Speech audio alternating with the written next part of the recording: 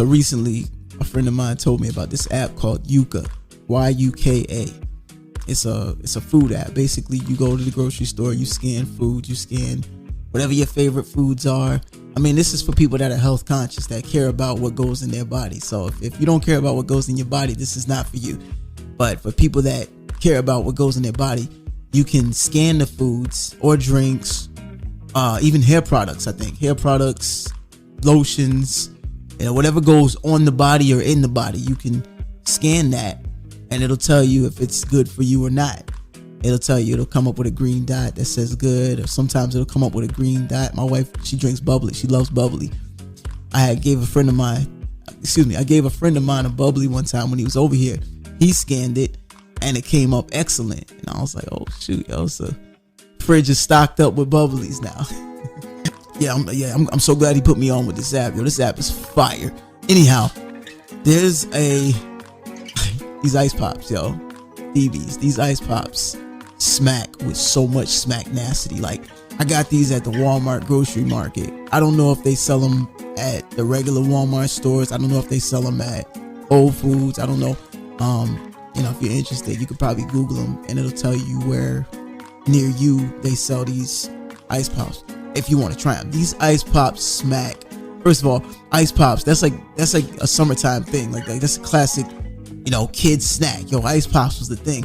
But these here, they are all natural fruit. These like real fruits converted into ice pops. It's all organic and it's completely healthy. It's completely healthy. I scanned it on the Yuka app. Got the barcode right there. Yo, I scanned it. That thing came up. I don't know if it said good or if it said excellent, but it came up green. So it was one of the two. So I was like, okay, cool. It probably was good because it's got some sugar. Let me see. 5 grams of sugars, but I don't know how they're calculating like what's good or what's not. So I don't know. It came up good though. I just know it came up green. So I was like, cool, yo, and it's organic. Yeah, I'm freaking with that. And I'm gonna tell you what did not come up good is actually no, I'm not gonna do that, yo. I don't want to get in trouble later on down the road for like bashing the industry, you know what I'm saying? But surprisingly, you'd be surprised some of the stuff that comes up good. Like, it's not just organic, all natural stuff that comes up good. Like, I was surprised. I scanned a Snickers bar. I love Snickers. I scanned a Snicker bar. Snicker bar came up good. I was like, oh snap. Because like all the other candies did not come up good. And what I love about the app is it'll tell you why something's not good. Like, it'll say, if you click on, if it comes up bad or if it comes up poor, you can click on that. You can click on good too. But if it's good, it's good. So if it comes up bad or comes up poor, you can click on it and it'll tell you, oh, it's bad because of sodium, a lot of sodium, or sugar, a lot of sugar. And then with some stuff like that, use your own discretion. Like, can you afford the extra calories at this current juncture where you are right now? Sometimes it'll come up bad and it'll be because of additives, food additives, like food coloring, dyes, or these big word additives, triple live floss. I don't know. You know what I mean? Like some crazy, hard to pronounce big word, but you can click on it and it'll tell you again, oh yeah, this is why it's bad. This additive causes ADHD in young children, or this additive has been known to cause cancer. That's the common. This additive has been known to cause eczema, skin irritation, alopecia. Like, it'll tell you, and then it's like, you know what? Nah, I ain't freaking with those. Anyhow, got my Saratoga water. I love Saratoga water. Saratoga water be hitting ice cold. I like water cold. I like water cold, and I like it in glass. I don't do the plastic anymore because of the BPA and what have you, but I'll do a whole actually, I don't know that I'll do a whole health podcast because I'm not a health professional. I just do what works for me. So you want a health professional? There's this dude, Sean Stevenson. Yo, Sean Stevenson know what he talking about. He got a book. They used to sell it at Target. I don't know if they still sell it. It's called Eat Smarter. Like, his story's inspiring, first of all, but that's a whole nother topic of discussion for another. Actually, you know what? I might have enough time. So I'll just briefly say, because I just cleared out some memory in my phone. So I'm looking at, but then again, it's showing the timer. So anytime my phone shows the timer, that's like an indicator. Like, you got about a good hour So you better get what you got to say in 1 hour. So I got to be quick. But yeah, I'll talk about Sean Stevenson another time. Right now, it's Sunday morning. Sunday morning is an absolute vibe. I believe Sunday morning is like the most peaceful day of the week. It's so, like, I always told people, the Friday night going into Saturday, that sleep hits different. You know, it hits different knowing, for the most part, for people that this applies to, you don't have to wake up tomorrow. Like, when you go to sleep on Friday night, it hits different. But then going to sleep on Saturday night and then not having to wake up on Sunday, that hits different too. If you're not, when I say not having to wake up, like if you're not obligated as a result of like someone else subjecting you to some type of obligation, that sleep hits different. But Sunday mornings, I still maintain my routine. I get up. I went running this morning. I got up this morning at 5 o'clock. Got up at 5 o'clock, and yeah, I went running. And I feel so relaxed right now. Like, oh my gosh. Yeah, Sunday mornings be hitting. But anyhow, a friend of mine hit me up this morning, and he asked me if I knew anything like regarding, if I knew of a good side hustle, side gig he could get into. So I started telling him about this app called Thumbtack. I wrote this long paragraph explaining Thumbtack, and I'm like, you know what? Let me make a podcast, or let me talk about that on the podcast in case anybody else is looking for like some side hustle work, you know, and they want, or maybe you want to start up your own business. And I'm self-employed, so you know, this is a good way to start your own business. But yeah, basically, so Thumbtack, it's actually Thumbtack Pro. Thumbtack Pro, it's an app. So how it works is, you know, you create your profile, you got to do a background check. Yeah, it takes like a day. It's quick. They might even push it through the same day now. I don't know. I've not been on Thumbtack in so long. I got blackballed from Thumbtack, yo. Don't do what I did, all right? I'll tell you about that in a second. But yeah, I got blackballed from Thumbtack. Like Thumbtack, like, yo, you can never use our platform again, all right? You know what I mean? But hey, Thumbtack was a vibe, yo. I still mess with Thumbtack, you know, because if I could, I would still mess with Thumbtack, because Thumbtack freaking, oh my gosh, I met so many people through Thumbtack and got so many great gigs through Thumbtack. So basically, you create a profile and they've got all kind of gigs on there. Like they've got, for whatever you do, you type in whatever it is you do, everything's prompted. Like you type in speaking, for example, and all these different type of speaking gigs will come up, and then you can click on whatever. But me, I did handyman work, like, which is how I got started in forming my own business, from just simple little baby handy jobs to full home remodeling. That's why I said Thumbtack is that app, yo. I freak with Thumbtack. But yeah, when I started, I was telling a friend of mine, I said, the way it works, you know, you for example, I clicked toilet installation, and then you create your own prices. So for me, when I started, I was doing toilets for $80. Okay, one toilet, $80. So the customers, they reach out to you. They're looking for people to perform certain services, and they might type in on their end, toilet installer, and then you pop up along with a list of other people, and then they can look at your profile. They can see the ratings, the reviews, if you have any. They can see your pictures if you have any pictures of your work, and they click on you and select you. So when somebody reaches out to you, they're already aware of your prices. All right, they already know based off what you've specified that you can do. Hey, this person can install toilets, this person can mount TVs, this person, whatever it is, they already know. So there's no like, you know, you got to try and win them. Now they reach out to you, and then that's when you get charged. That's the important part. All right, this is why I got blackballed. But that's when you get charged. You get charged per lead. So whatever the lead is. So for example, like I said, I did, and I did a whole number of things, but I'm just using the toilet. I'm just going to stick with that example for now. $80 per toilet. That lead probably cost me like $6, I think. All right, cool. You know, it's all fine and good. You know, take out that little $6. I'm about to go make 160. They got me putting 2 toilets in.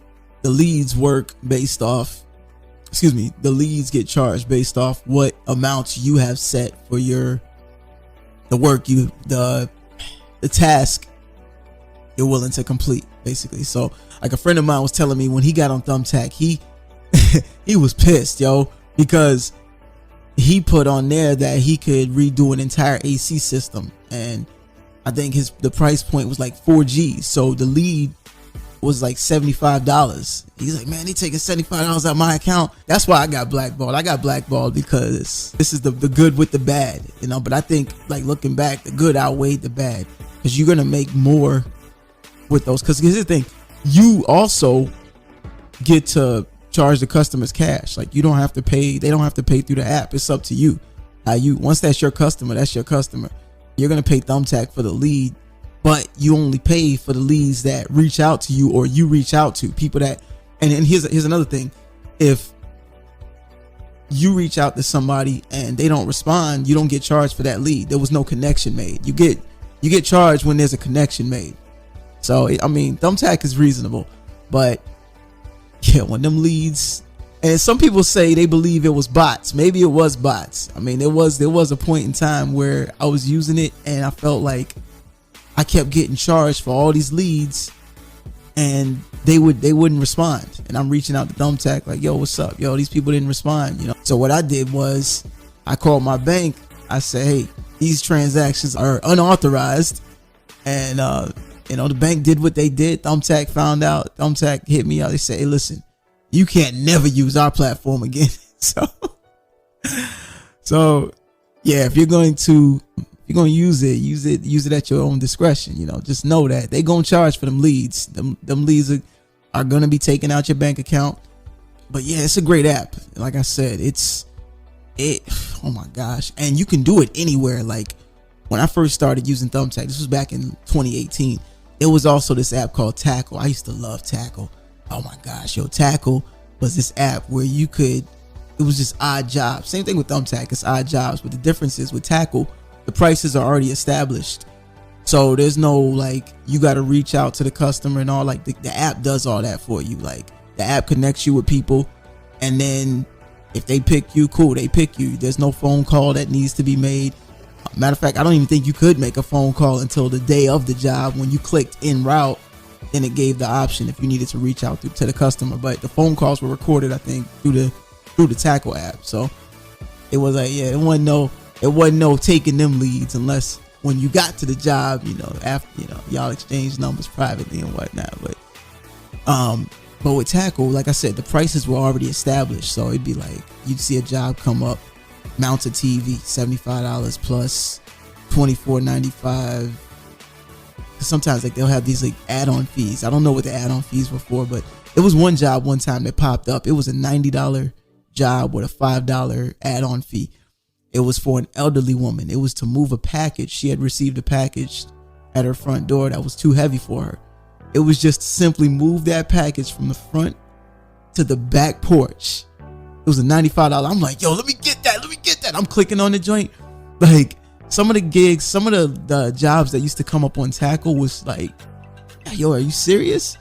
Like, I remember one of the easiest ones I did was cutting a tree, and it's a thin tree. It was a thin tree, like a similar to how a Christmas palm is.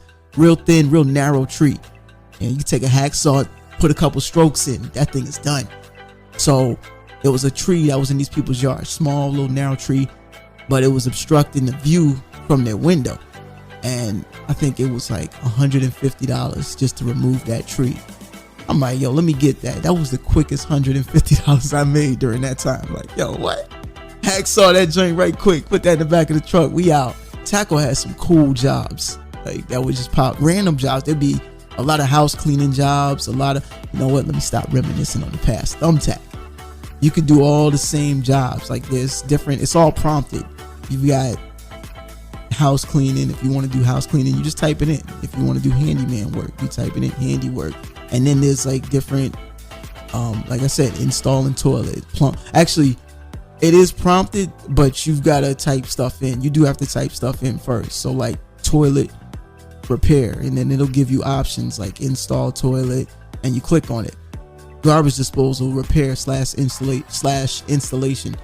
You know, you put it in, that'll come up as a prompt. You click on it, and it'll say like, how much do you charge to install a garbage disposal? You know, you can put whatever your price point is. This way, once the customers see you come up as a pro, your prices are already established. Like there's no guesswork for them or you. There's no awkward. You get to the job and you do the entire job, and then afterwards you gotta like tell them like 150 and hope that they'll agree to pay that. That's the wrong way to go about jobs. But I mean, for some people it be like that, you know, where it's like, let me sticker shock you at the end after the job is done and hope that you'll pay. Yeah, it's already done. Like the hard work is already done as far as negotiating price point. No, there is no negotiation. It's like, yo, you agreed to hire me. You agreed to hire me at this price. It's documented. It's already done. You know what I mean? So you got to pay this price. But yeah, they got all kind of jobs on Thumbtack. They got like the friend of mine that I'm talking about. He's a speaker. They got speaking jobs on there.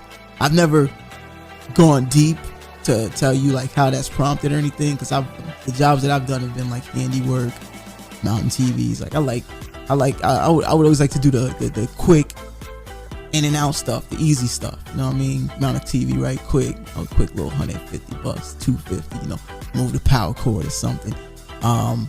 Freaking install a garbage disposal, clean out a dryer vent, put up blinds, put up pictures, you know, picture hanging, like $25 per picture or $30 per picture, you know. And then it gets intricate with some stuff. Excuse me, is that the word? I don't know. It gets more detailed with some stuff, like TV mounting, for example. It'll say, you know, you can charge more for mounting on or it'll prompt you like, do you charge more, or how much more do you charge to mount on a concrete surface? How much more do you charge to mount TVs over 55 inches? And this way people know. People are not, you know, they're not getting surprised. And it's a great app, yo. I met some cool people through that app. I met this millionaire one time, Tim, this dude, and he was willing to take me under his wing. But at the time I wasn't in that mindset of like, I'd never been exposed to that, to even know how to be in that mindset, basically is what I'm saying. Like he was like, listen, I'll take you under my wing and I'll teach you everything I know, but once I see that you're not serious, I'll drop you like that. And it was a cool experience for me because it was the first time I had done a job, and it took me like all of like 4 hours to do the job, to do the physical work. It was easy stuff. We're moving furniture around. He just got this brand new house, $1 million home, yo. He's got cultured stone in the front. He's got people there doing, you know, tile work. He's got this area upstairs that's got like a secret compartment. He's got all these guitars hanging on the wall and on a stone wall. And then the guitar at the end, it's a red one. And you pull the guitar back. It's a secret room. Like this was a cool house. He had a swimming pool in the back. And like, I didn't even know this neighborhood existed. It was in the most random place. I'm like, yo, they got places like this in North St. Pete. Like, yo, this is crazy.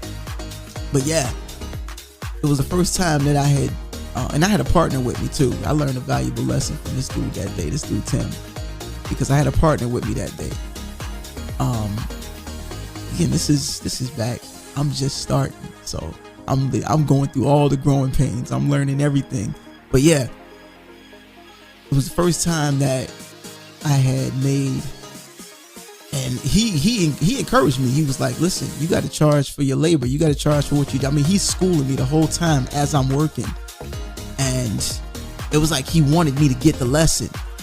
So when it came time to charge, I was like, and I was doing piecework at the time, like Thumbtack. I'm thinking, okay, you know, $75 to put a bed frame. So I'm adding up all the piecework, and it only took me like 5 hours. And he was like, how much? And I timidly said, $1,000. And I was like nervous. And then he was like, okay. And I was like, yo, like what? I just made a G in 5 hours for the first time in my life. Like, I'm like, yo, that opened up a whole new room of thought. Like, oh my God, like this is crazy. So what I did was I gave my partner $400.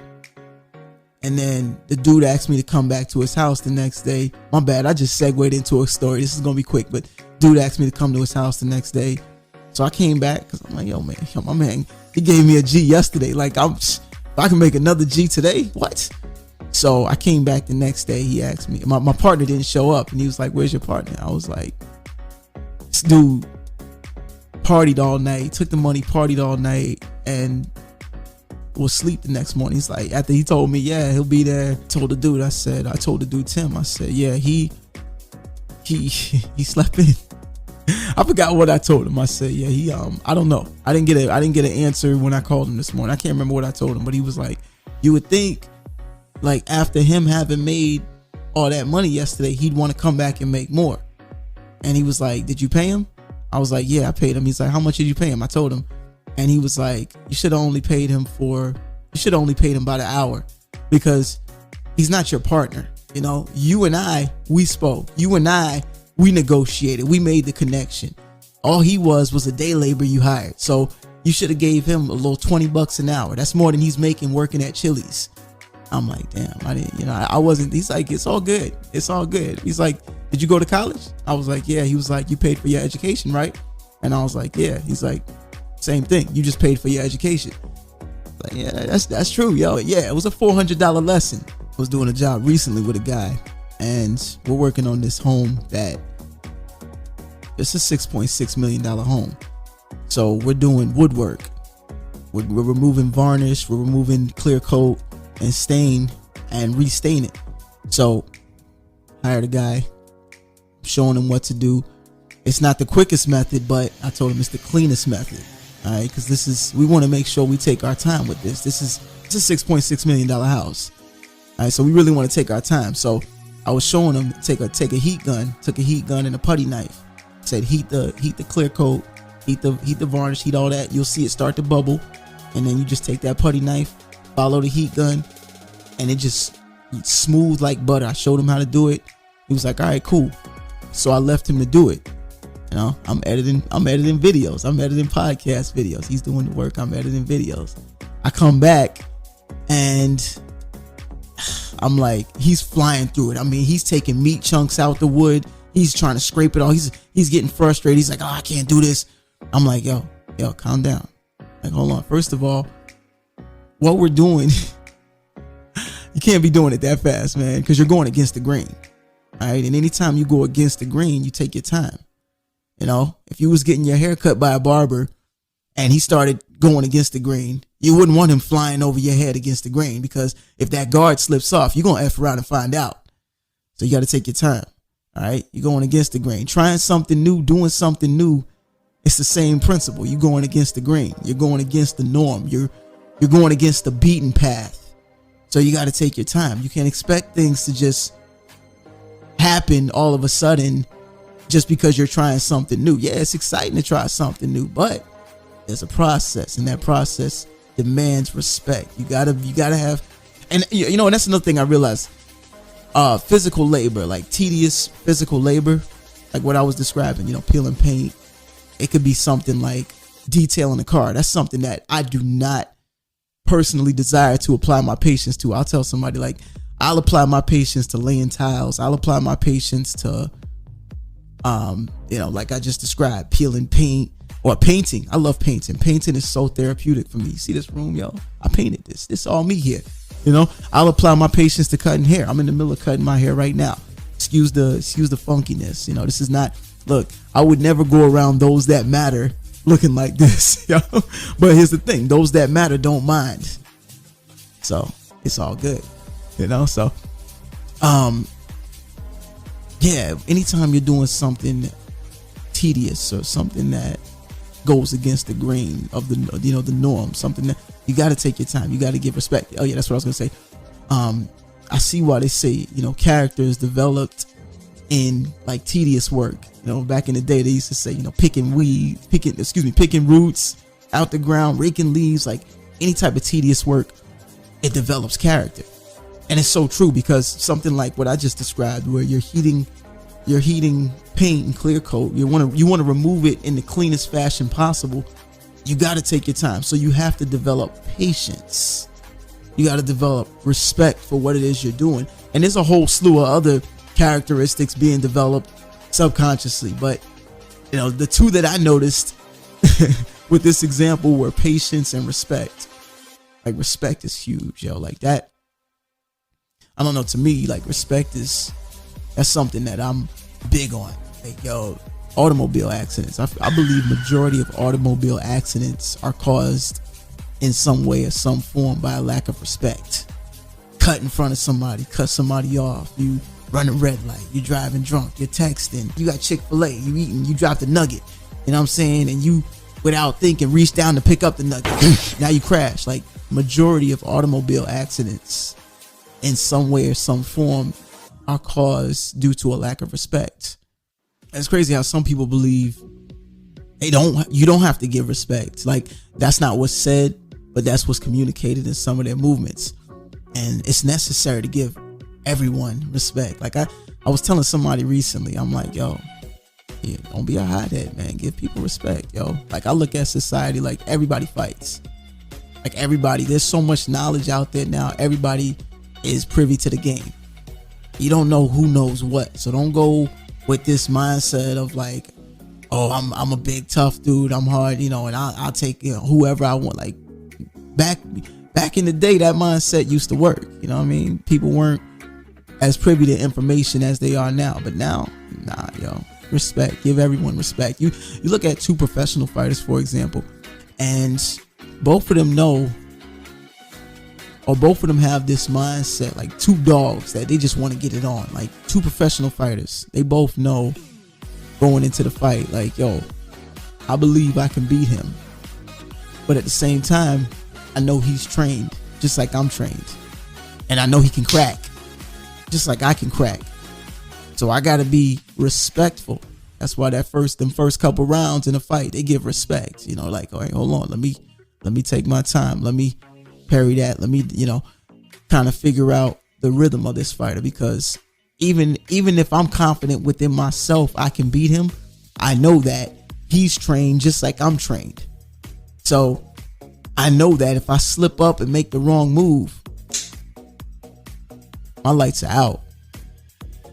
So they give respect. Like, so it's like somebody who's supremely confident. If somebody like a professional fighter who's supremely confident knows how to give respect for their enemy, and they might not really be enemies, you know, but they're enemies in the ring. They're opponents in the ring, not enemies. That's harsh, but they're opponents in the ring. They can give respect to their opponent. All right, their intention is to beat their opponent, to put them down. And some boxers have more intent, or worse intention than others. Some people have a worse intention of their opponent than others, but they still know how to give respect. Respect is huge. Yeah, so while I'm running, I listen to this app. It's a mental, basically a mental diet, a mental food in a sense. It's this app called Mindset, and it's got different speakers on there. You know, Les Brown, Jocko Willink, David Goggins, Ed Milet, Tony Robbins, anybody big. Oprah Winfrey is on there, TD Jakes, Michelle Obama, Jay Shetty, Jordan Peterson, who else? And this guy, or Mel Robbins, all kind, like anybody who speaks. Like, I'm trying to get on there. Like, I want to get on that level, yo, because I listen to how speakers speak now. It's like one of the things I realize, it's so true what they say, like your gift. All right, and this, I mean, multiple sources say this, you know, like it's a biblical thing, you know, where everybody's birthed with talents. You know, to the man that was given 2 talents, he multiplied it, made it 4. You know, for those that know that story, you know that story or that parable. So I realized, and I think TD Jakes said this. He said that your gifts, I don't know if it was TD Jakes or if it was Steve Harvey. Somebody said this, like your gifts are tied. Maybe it was Miles Monroe. I don't know. But somebody said your gifts are tied to something that you used to do when you were like 7 years old. Perfect number, the number of perfection. Right? Between like 6 and 9 years old. So I think it was something around that field. So I'm thinking like, okay, I was brought up in church all my life. So I used to always look at the drummer. I would always watch the drummer like I wanted to play drums. That's one of my gifts. I would always look at the preacher, and I wouldn't necessarily be listening to what he's saying because I'm a kid. I'm not understanding it, but I would look at the energy of how he's saying it. He's jumping around and So when we were younger, we used to play church. I would always be the preacher. So speaking was always one of my talents and one of my gifts. I would watch my father work out a lot. And he'd have a stack of bodybuilding magazines. I would look at the bodybuilding magazines, and me and my brother, we was young. I remember like being 9 years old. We in the garage lifting the dumbbells and whatnot, trying to be like Pops. That's more of a routine maintenance than a gift. But yeah, when I think about my gifts, okay, taking things apart and fixing them, that was something I always did as a kid. I would always tear stuff apart, but then fix it or create something new. So constructing, one of the things I do, I construct, I remodel homes, different things like tied to my past.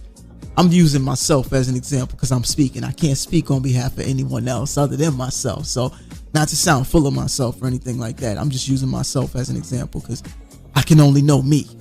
So yeah, your gifts are tied to something you used to do as a child. And when I think back right now in this moment, those are the things I can remember doing as a child, like most.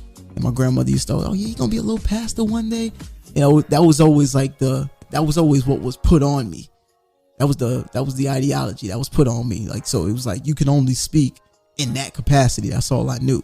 I had this conversation with my son one time a while back, where I told him, I said, to you, being a child, life is new to you.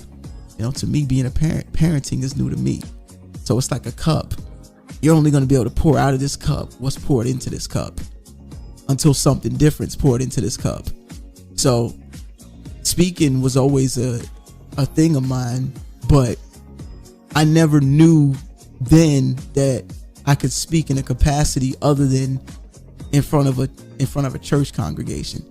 Because it was like that was not a dream of mine. That was not to speak in front of a church congregation. Like, that was not, at one point I was like, yeah, I'm gonna be a pastor. Like, I'm gonna do that. You know what I mean? And I realize now, like, yeah, it was because it was all that was in my cup. It was all that I was indoctrinated. And I talk about this stuff a lot. I know it gets annoying. But like I said, That's Vital is the deconstructing of the miseducation of my indoctrination. So because that was all that was poured into my cup, that was all I believe was possible. It's just like a dead-end job, or a job that's got a cap off. Like, if your job only pays you $60,000 a year, that's it. That's as far as you can go. You might could get a little raise. You might could get to like 62, but that is it. So to me, that lifestyle of like always having a cap, it just never worked for me. Like, I hated when they used to ask us the question in school, what do you want to be when you grow up? I don't know, because I could never see myself sitting there for 20, 30, 40 years doing the same ish every single day. Like, that is the most miserable crap to me. Like, I gotta break the routine, yo. I gotta break the routine. Like I talked about last episode, chops. I gotta have some chops to go with this groove. I'm a musician, so I'm gonna speak from the standpoint of a musician from time to time.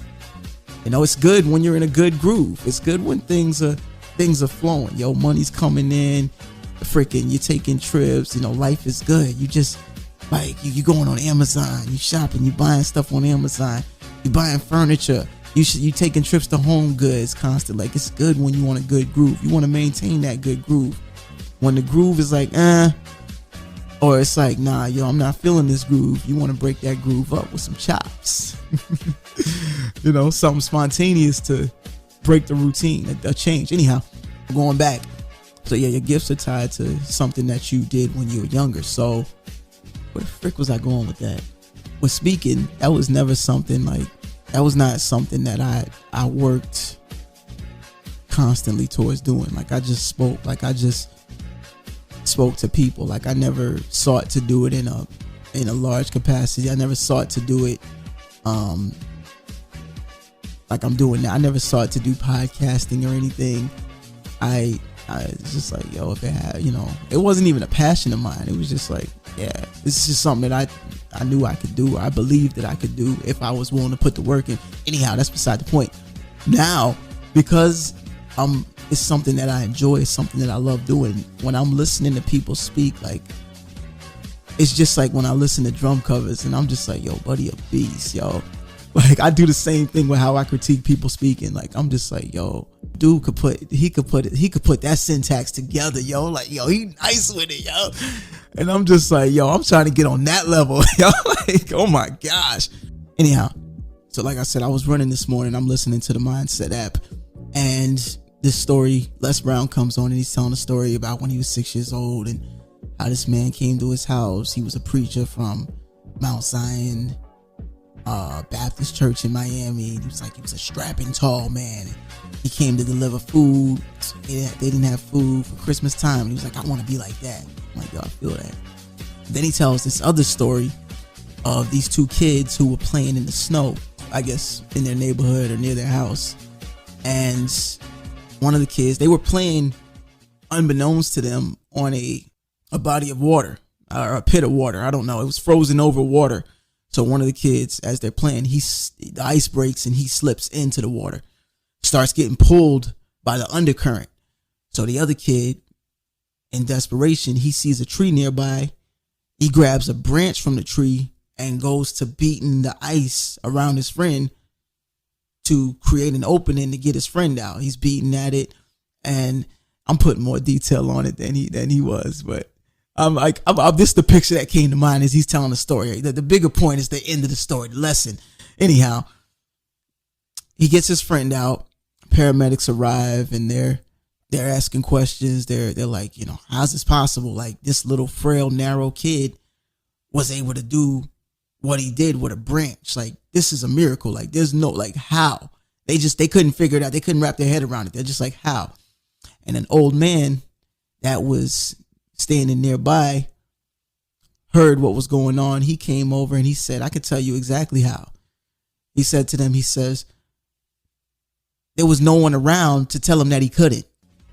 I was like, wow.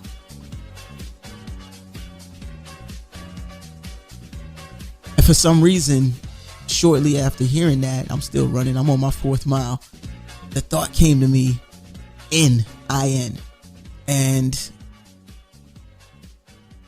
for some reason, that thought came to me. I'm like, yo, it's crazy how many of us, all of us, ain't no many of us, all of us at some point in our lives are guilty of this, yo. It's everybody, but it's not always. So for many, it's, you get in certain groups or around certain people and you have to put on a facade. You got to put on a mask. Somebody described it like that once a while back.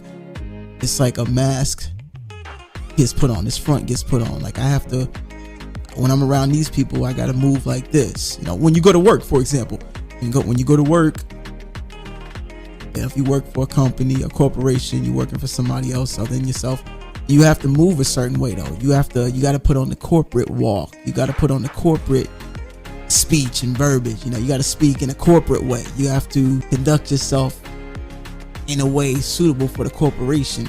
Known or unbeknownst to yourself, like, some level of facade has to be put on around certain individuals.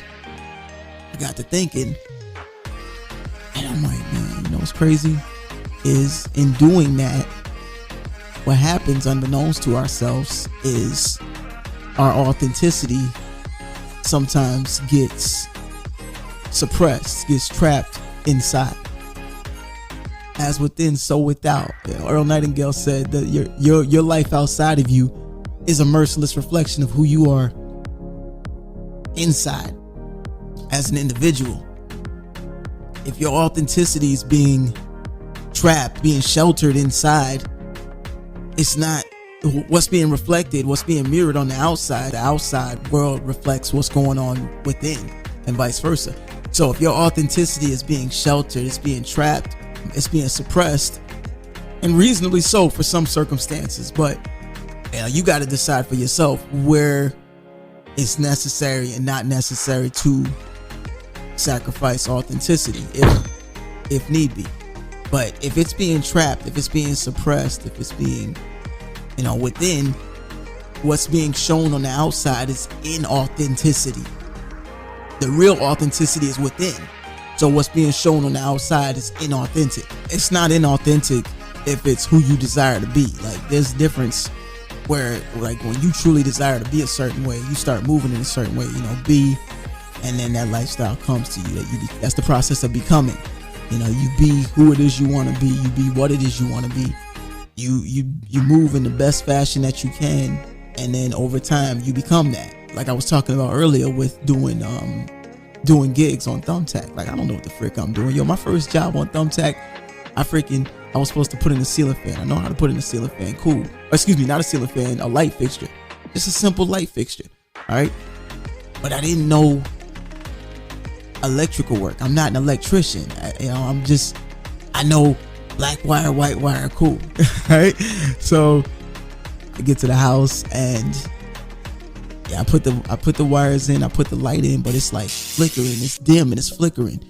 And unbeknownst to me, I found out it was an issue with the light switch. I'm thinking back now, it was probably just a loose wire, but at the time, I'm not an electrician. I don't know how to do this stuff. So I'm trying to, in a sense, be something that I'm not for a better cause. Newborn babies, parents, you come home from work, you're tired, you got a newborn, and it's like, yo, I don't feel like dealing with it right now. Like I'm exhausted. But when you see the baby, what do? Hi, baby, because you want to create an atmosphere for that baby. You want that baby to see that life is pleasant. You don't want the baby to see that life is miserable. And then the baby's precious. The baby's smiling, the baby's hopeful and optimistic, and you want to maintain those characteristics within the baby. So you're trying to create an atmosphere, essentially, So it's not, in a sense, it is being inauthentic, but it's within reason, So there's, everything in life, there's a paradox for everything in life. Like there's always two sides of the spectrum. So inauthenticity can be a bad thing, but it also can be a good thing. And it's crazy. Like that's another thing that's like vital for me. Like what I'm realizing, like that's vital, is seeing that there's a paradox in everything. There's no, like, I really believe there's no such thing as good or evil. Life is what you make of it. Some things that can be seen as bad or negative for some may not be seen in that way for others. Somebody who's listening that has a reasonable mind will understand what I just said. Won't automatically go to, you trying to say that killing is okay, like some stupid crap. Like, come on, y'all, let's be reasonable. All right, this podcast is for reasonable, sound thinking individuals with their minds wide open. And if your mind's not open, if you just want to stay closed in a box, and cut it off. Go listen to something else. This ain't the podcast for you. You know what I'm saying? If you've got an open mind and if you're willing to hear a new perspective, iron sharpens iron. You know what I'm saying? It may help your perspective. You might be inspired by something and leave something in the comments that inspires and helps my perspective on things. You know what I mean? So this is it's a growth thing, like you said. Kind of dress you're wearing tonight, if he's giving it to you just right, the way I did before. I overdosed, should've known your love was a game. Now I can't get you out of my brain. Oh, it's such a shame that we don't talk anymore.